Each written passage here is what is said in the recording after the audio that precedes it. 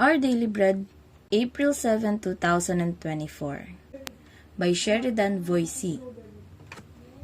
Ang scripture natin for today is Psalms o mga awit kapitulo 107 versikulo 1 hanggang 9. Sabi dito, awit ng pagpapasalamat sa kabutihan ng Diyos. Sabi sa 1, purihin si Yahweh, ang kanyang kabutihan, pag-ibig niya'y tunay, laging tapat. Lahat ng niligtas, tinubos ni Yahweh, bayang magpuri, mga tinulungan upang sa problema, sila ay magwagi. Sa sariling bayan, sila ay tinipot, pinagsama-sama, silang at kanluran, timog at hilaga ay doon kinuha. Mayroong naglumagak sa ilang nadako at doon nanahan sapagkat sa lunsod ay wala ng lugar silang matirhan.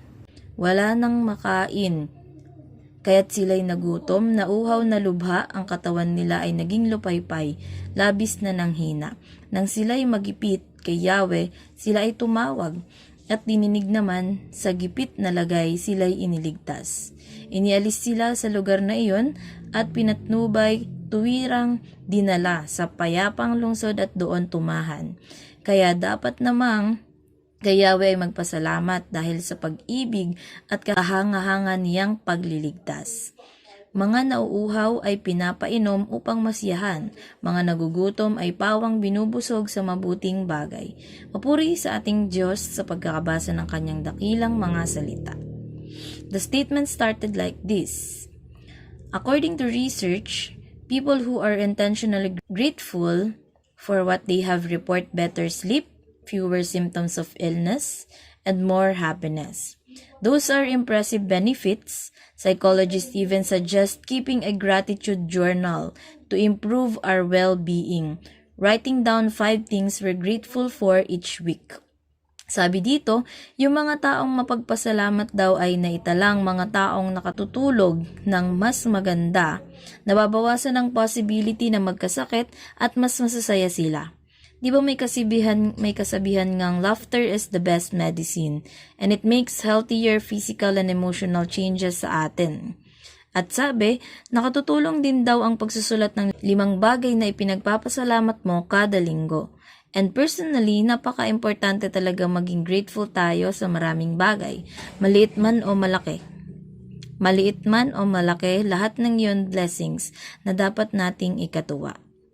To continue, Scripture has long promoted the practice of gratitude, from meals and marriage, says in 1 Timothy 4:3-5, to the beauties of creation.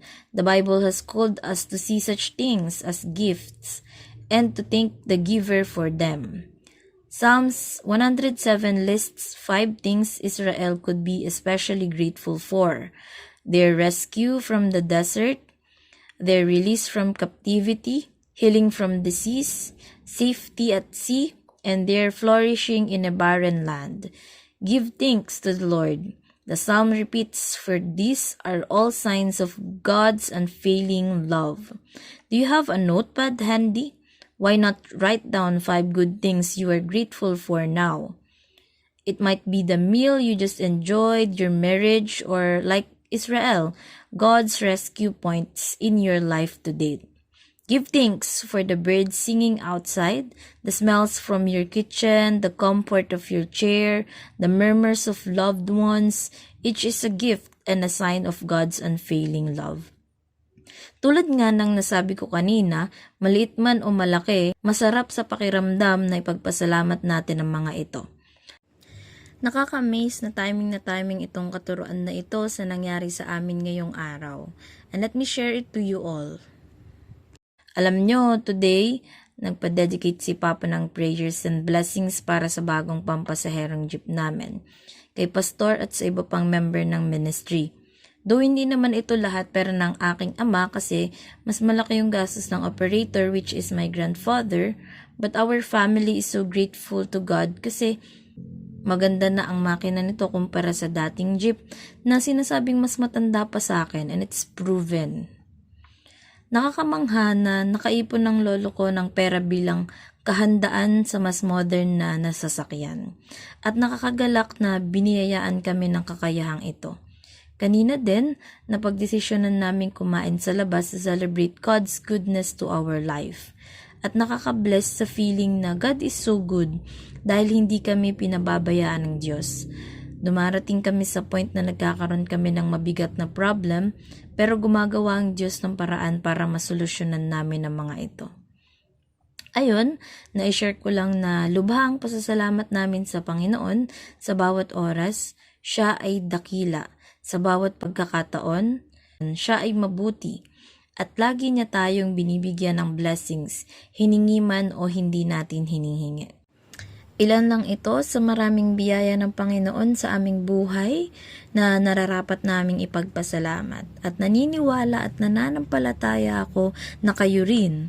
Marami kayong bagay na gustong ipagpasalamat kay Lord. What are we all waiting for? Tara na at magpasalamat sa ating Ama sa Langit. Kaya't sa devotion na ito ng Our Daily Bread Ministry, hinihikayat tayong maglista ng mga bagay na ipinagpapasalamat natin kung kaya man ng araw-araw go. Pero sabi at least 5 grateful things a week. And let us thank God for everything, anuman ito, manatili tayong magkaroon ng mapagpasalamat na puso. Huwag natin itong kalilimutan. God bless everyone.